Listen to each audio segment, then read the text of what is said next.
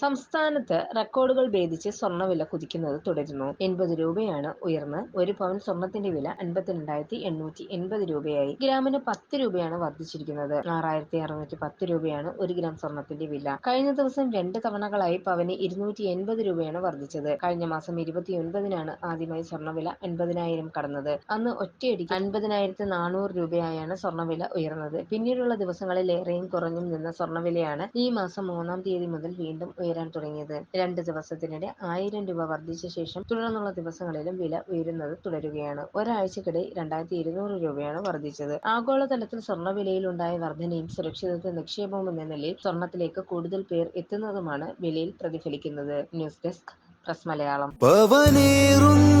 തങ്കമാണു നീ,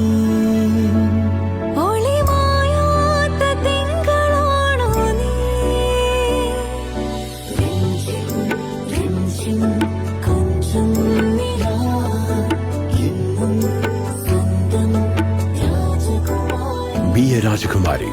Rajakumari Gold and Diamonds. The trust of Travancore. Rajakumari.